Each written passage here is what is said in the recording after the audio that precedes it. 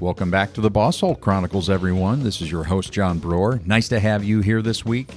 Today, you're going to get a chance to meet another amazing person I met at PodFest 2024 and a fellow podcaster, Melissa Llarena. I was really intrigued by her work as a speaker, consultant, author, and specifically her passion for helping mom entrepreneurs. She recently published a book entitled Fertile Imagination, a guide for stretching every mom's superpower for maximum impact. But her message and her methodologies go far beyond that. But what intrigued me were her own Bosshole experiences and how they help to shape the world that she is helping to inform when it comes to entrepreneurs, founders, and creators who are moms. So let's jump in and meet Melissa Llarena.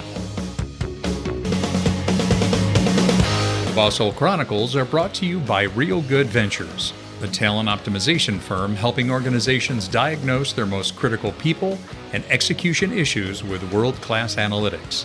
Make sure to check out all the resources in the show notes and be sure to follow us and share your feedback. Enjoy today's episode. Well, Melissa, welcome to the Bosshole Chronicles. It is so good to have you here.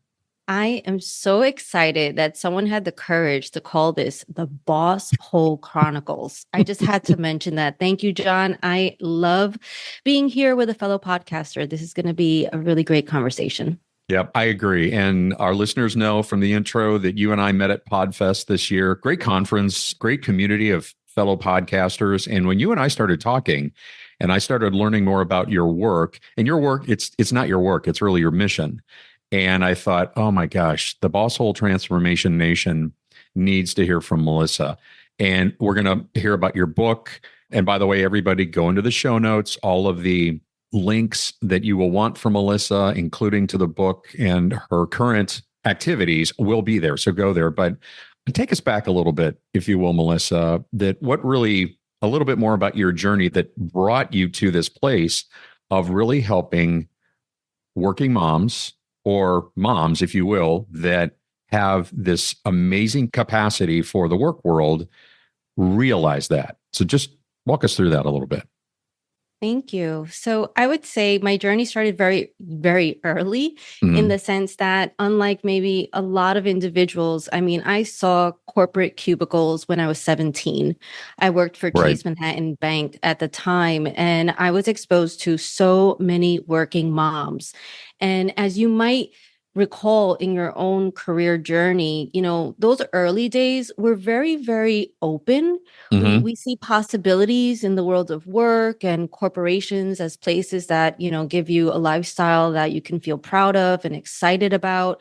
And I noticed something different. So one boss, for example, she had a heck of a commute. I don't know if it was like an hour and a half. Again, this was like a very long time ago, right? So pre-hybrid. And I remember her just saying, you know, constantly, like, I really wish I could be with my one daughter. I really wish I could work from home. Like, is it really important for me to be in this office in Wall Street? And she was coming from upstate.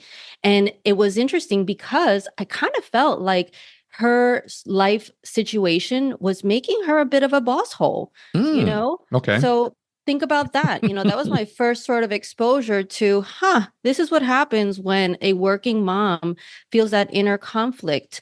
And when maybe she's doing something that's not really in her heart, such as budgeting for a Fortune 500 organization. So that was like the impetus for me just really exploring almost the psyche of a lot of the people around me. And again, I was very, very young when I began. Years later, it became my turn. And so I remember I had just finished business school. I went to the Tuck School of Business at Dartmouth. I got my MBA. And I remember going for my first job, but I had already been about 6 years married at the time. And so the back of my mind, I was like, you know, I want to start a family, but I just got this MBA, right? So it's an investment. So, okay, how can I get an ROI on that investment?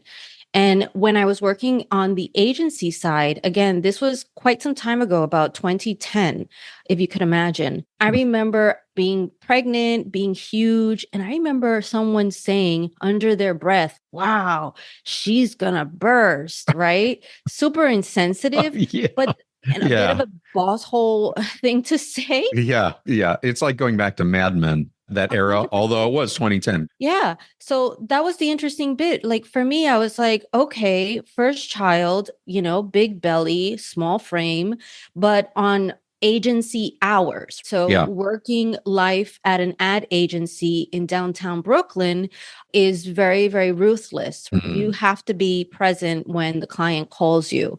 And make a note of that. I said, when the client calls you, not shows up, because a lot of my clients were in different states. They were Oh, not in sure. Yeah. Brooklyn. So one would think that when I had my firstborn and I went and I tried to get one day working from home, one would think that that would be viable, Right. but it wasn't. I was declined. Mm. And I actually gave my boss back then an entire spreadsheet about ways that they could communicate with me on that one single Friday every week, because I wanted to be with my son after being a brand new mom. Yeah. And so I'm sure a lot of working moms out there, they understand we just change, our priorities change. And that moment, that experience was when I decided to start my own career coaching practice. Okay. For me, it was like, okay, I have these skills. I have the ability to sell myself because I have been doing so since 17. Hmm. How can I put them into practice in a way that's going to fulfill me and help me be an actual mom to my Right. child instead of working on marketing campaigns for children products, by the way, which felt for me kind of ironic. Oh, no kidding. That is ironic. Okay. Okay. Isn't it? Isn't Yeah. it? So that was 2011. I returned to the agency on the day back from mat leave, which we all know you only get 2 weeks. The rest I Okay. had to earn in terms of time off. Hmm. And I returned and I just told my boss, and they weren't boss holes. They were just unaware of the reality of parenting. Hmm. But I told my boss, someone else needs me more than you need me here. Right. And by the way, I got props for that note. He was like, "Wow, that was the best resignation email I've ever gotten in my life." You Good for know, you. right? Good for you. Like Yeah. one day of trying to figure out the logistics of getting my son to like my mother-in-law's after a failed attempt of securing childcare, which fell apart for me Mm. before I returned back. One day of that logistics was what got me out of the workforce from Okay. a conventional perspective. So, launched the practice. I was focused on helping people get into corporations, really helping marketing executives land jobs. So, I was a Hmm. career coach. 12 years later, so it has been some time in the saddle. 12 years later, I was like, something doesn't feel right. Okay. Something Hmm. didn't feel right to me. I was noticing from a corporation perspective, a lot of working moms really suffering from career trauma. Mm. And I wrote that in my book, which I'll get to that point in a moment. Hmm. Hmm. But I also saw a lot of moms not finding fulfillment in corporations. Not that that's where we should get our fulfillment cup filled, but that's one way to feel Absolutely. fulfilled. Oh, absolutely. Yeah. Yeah. And then the other side of it is that it just felt out of alignment. I had been out of corporations for 12 years. I was Hmm. now a mom entrepreneur. So, having been in the space where I'm helping people sell themselves and ideally not work for a boss hole, and I Hmm. would say there's an art to figuring out who is and who isn't ahead of time. Okay. It was really interesting because then I was like, I need a pivot. I need to feel more aligned. And that's when I decided to write my book, Fertile Imagination. And in my book, it's so entrepreneur heavy Hmm. that I just got excited about that. And for me, it was like, okay, this idea of a boss hole, it's like, yes, in corporations, a lot of boss holes get people to like quit or quiet quit or whatever, Hmm. but it's also a mindset, John. Mm. And Okay. so that's where I am today. It's interesting because you might be your own boss hole and not even know it. And there's something that needs to happen that's pretty proactive for you to start being a better boss to yourself, even on the other side, which is where I am now, coaching entrepreneurial moms in terms of having that huge vision and leveraging their imagination to set it into action. Let's unpack that a little bit more, because we say at Real Good Ventures, we say nobody is born to be a boss hole. And that's true. But I think, Melissa, you bring up a really interesting point. It's a mindset. How does a entrepreneurial mom or a mom entrepreneur, I love that term, by the way, either one, how does she avoid being her own boss hole or drifting into the boss hole zone, knowing that she may have come from an environment that really encouraged that? And a lot of organizations do. How does she do that? It's interesting. So in my book, I actually have a chapter featuring a hospitality executive. And so Jo Dodd shares her story where after, I think it was like 18 years or so climbing the ladder, she just felt constantly like under the gun, right? To like achieve or exceed KPIs. And obviously goals just get more ambitious and harder to achieve the higher up you go. And what was interesting for her was the pandemic was a bit of a blessing, as it was for a lot of moms who left corporations. It was like that nudge that we needed or they needed to finally do what they had been thinking to do for decades. Yeah. And so in the book Fertile Imagination, I go on to say that step one is once you're out, it's really a recognition of, okay, wait a minute, how hard am I forcing myself to work in my own business? Who's the boss hole now? And that's what came up in my interview with Jo on my podcast, Unimaginable Wellness. She said that she didn't realize that as an entrepreneur, she was still holding herself to the same standards as a Fortune 500 organization with thousands of employees and all these resources. And her calendar was more booked than ever. We could create work for ourselves. And that's part of being your own boss hole. It's kind of like, wait a minute, are you your own worst boss? Like we need to really think about this. That is a great perspective. It is. I've been an entrepreneur. I've worked for corporations. I've spent most of my time in my own businesses, which I prefer. But it's one of those things where sometimes when people start a business, they either can't get to it or they can't get away from it. And this case for Jo was she was just burying herself in her own work and being her own worst enemy or her own worst boss hole version, if you will. That's really interesting. I could see that happening, because what I think is unfair, and you check me on this, Melissa, my wife had worked all her life, was a working mom after our first son was born. And when she was expecting our second son, we had a conversation. She said, I'd really like to be a stay-at-home mom. And I said, awesome. I think that's amazing. By the way, I think it's harder work. I probably will get some pushback on that. I think being a mom is incredibly challenging. I can't speak to that because I'm a dad, but I think there's a pressure that stay-at-home moms or working moms put on themselves that it's like, well, if I have to put this amount of effort in the office, I have to magnify that as a mom because somehow I have to be more in both worlds. I just think that's unfair. Check me on that. Am I right? Am I wrong? Is it a good perspective or is it a typical male perspective? I don't know.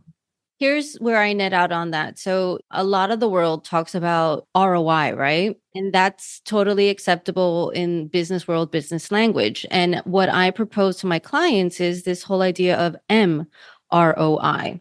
So the M is really, for me, a mom's ROI is different than someone that doesn't have children. I'll give you an example. So let's just imagine that I'm able to produce a lot during the beginning of the school year when my kids are in school. But then I know that spring break is coming and I'm going to be the one taking care of them exclusively. So what do I do? And how do I squeeze the most value out of that time that they're still in school?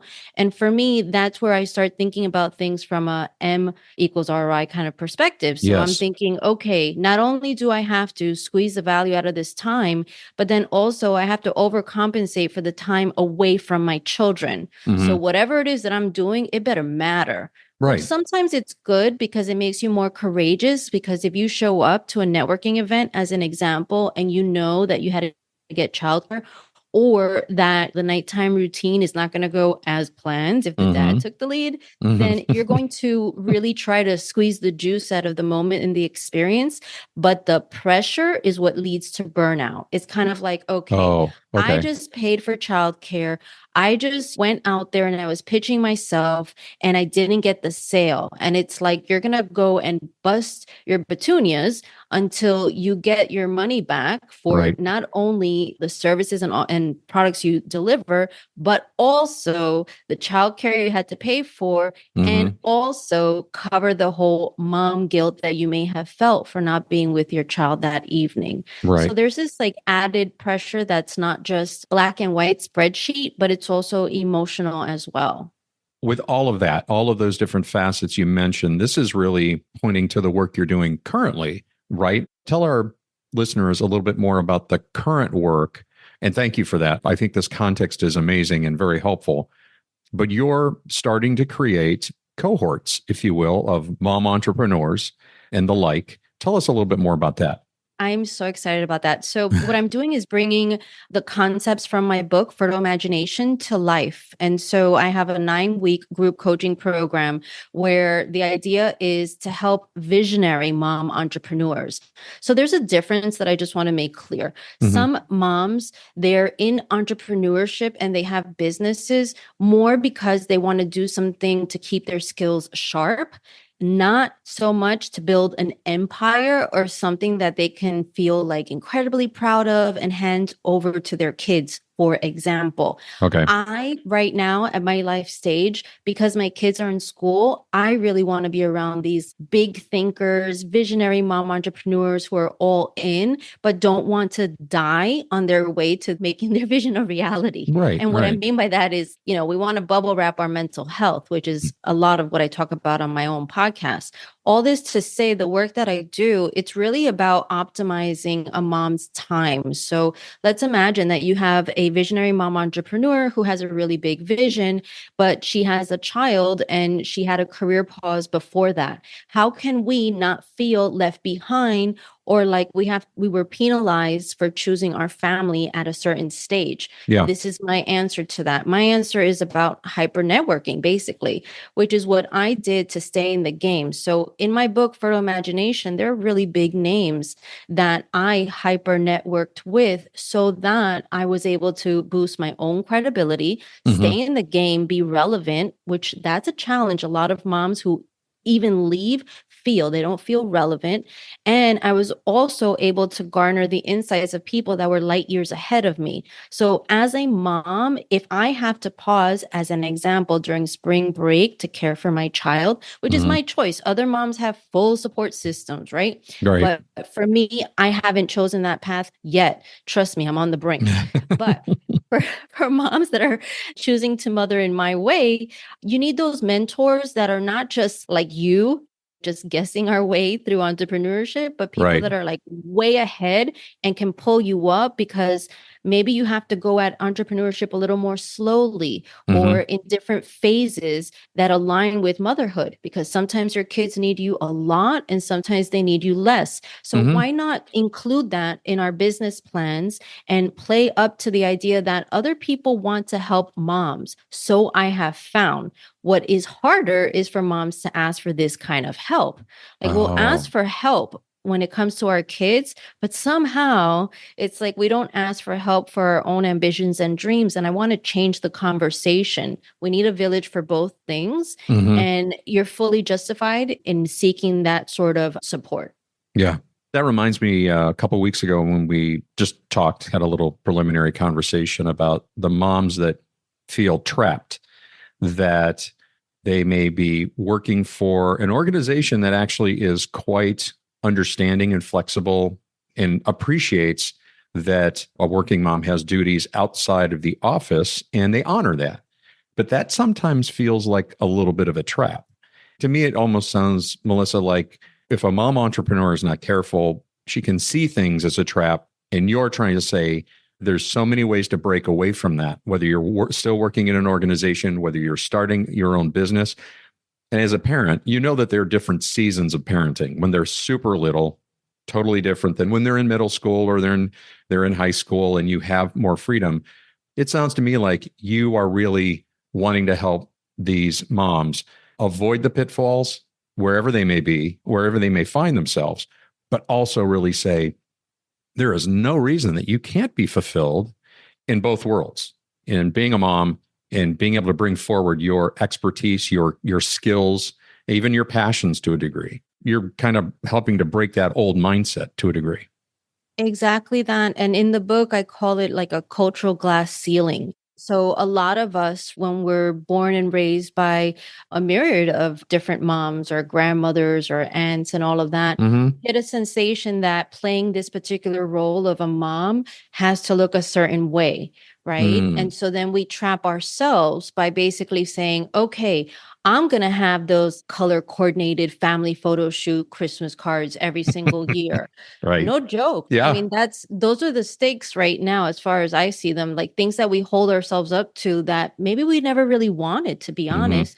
Or I have to get a house. Meanwhile, secretly, you wish you lived in Spain in a cute European town like me. It's really interesting. And I think at the same time, from a work fulfillment perspective, you get to choose. And I feel like a lot of the working moms, especially early in my career coaching career, they worked for organizations, they had bosses, and if a boss gave them the opportunity to like skip a meeting to go pick up their child in the middle of the day, they felt like they owed them a kidney. It was that bad. Right. It was that bad. And here's the thing, if I on this side heard that on multiple occasions, then there's a lot of people that are not boss holes, right? And you owe it to yourself to understand what are your options. And so something else that I realized was that in a lot of organizations, when it comes to like the habits and behaviors of people in the organizations, it's almost like you only talk to people that are like either your peers or in your business unit or your area of expertise, your function. But what I'm saying, especially now, because I truly believe that a company might be asking for specialists, but they really want generalists because that's what they end up needing. I truly believe that at least for a working mom, she could now really make that effort of understanding what her options are, even within an organization, by networking using the internet, just online Zoom coffee chats with people that are like in finance or in marketing. And I think that's also the key to success as an entrepreneur. So as an entrepreneur, again, kind of thinking to yourself, how can I write the rules so that I can win the game, basically? I think what it takes is, okay, like I have limited time as a mom and as an entrepreneur. So how can I find people that are willing to help me, that can help me bend time in my favor? Because this is when I have to work. I'm not going to be able to pick up the phone spring break and have the same sort of conversations. And I think understanding that we have options is like step one. Step two is just exposing ourselves to other people who are already experiencing those options. And I think fearing that you're going to encounter a boss hole, like, yeah, you're going to encounter some boss holes, but at the end of the day, it's kind of like, at least you'll be able to like smell them as they come your way. The more people you experience, right? Right. Well, and you said, I mean, and that kind of is in the whole realm of boss hole elimination and making sure you're not your own boss hole. You said there are some cues of when you might be encountering a boss hole. We talk about that all the time. What do you mean by that, Melissa? Just real quick as we start to think about wrapping up. So I'm thinking about one boss hole that I reported to. So this was a cue. For example, working in the advertising space, like being a salesperson, like that's essential. I mean, sales honestly would be the one skill I would teach my kids in life. But this one person, a super salesy, had the gift of gab. And I would say you could sniff that this person was going to be a little bit tough to work for by just observing sort of like what promises were being made to clients and then the way that the person would divide the work amongst the team. Like it was obvious that the person had preferences and political sort of underlying things going on there. And playing favorites. Yeah, for sure. And I remember at one point I stood up to one of the guys that basically my boss hole was having me do this one guy's work. And I wasn't getting his paycheck, but I had to stand up for myself, you know? I remember having that conversation with him in a hallway, and I was like, hey, I know what's happening here. Right. I was a bit rough because it felt rough in the moment. And he didn't like that I stood up for myself. But now I can appreciate the fact that, okay, being a salesperson, just be aware of like how people sell. Like as an example, like super tactical. Are they like overselling something? Do they have the gift of gab? Might they be saying things that are not so truthful? The same things you're going to notice with the way that they kind of perform their work and talk to clients. They're not going to like convert into some angel on the inside. Like people tend to show you who they are. And so I think if we tune into our intuition, I know for a lot of women and working moms, like this is like a really real GPS of what's right or what's wrong. Yeah. If we really, really tune into our intuition during those initial interview conversations or when we're networking and meeting with a lot of people, we can gauge who's going to be right or wrong for where we want to go. Yeah, that's so great. That is so great. Okay, remind everybody out there in the Bosshole Transformation Nation, go into the show notes, check out and get Melissa's book, Fertile Imagination. By the way, I'm just going to give the whole title, A Guide for Stretching Every Mom's Superpower for Maximum Impact. So that's cool. And tell us about the podcast again and how people can find that and how often it drops. Every Tuesday on Imaginable Wellness. And it's really talking to moms that have this really huge vision for their entrepreneurial adventure. And what's cool is it's available everywhere Bosshole will be for the most part, right? Like these That's right. On all major podcast platforms. That's right. Exactly. So if you're listening to this, just like head on over to Unimaginable Wellness, click follow if it's iTunes, and I'll be there. As far as the book, just go to fertileideas.com. And if you are contemplating becoming an entrepreneur, I just want to invite you, members of the Bosshole Nation, to reach out to me, schedule time with me. I do offer free sessions. So melissallarena.com/sessions is just another URL, but you could find the same information on fertileideas.com and let me know what it is that you're thinking, because I think there's options outside of organizations for working moms that you might not even realize are just very available to you. Oh, I think that's great. And all those links will be in the show notes. Make sure you take Melissa up on that invitation. And this is great. Melissa, I'm so glad we had a chance to meet at PodFest. This was wonderful. And why don't we check in maybe in about this time next year, we'll see how things are going and how your new program is growing. And you can give us an update on that. How does that sound? Amazing. Thank you so much, John, for the opportunity. Great to have you, Melissa. And we will see you all next time on the Bosshole Chronicles. We'd like to thank our guests today on the Bosshole Chronicles. And if you have a Bosshole Chronicles story of your own, please email us at mystory@thebossholechronicles.com. Once again, mystory@thebossholechronicles.com. We'll see you again soon.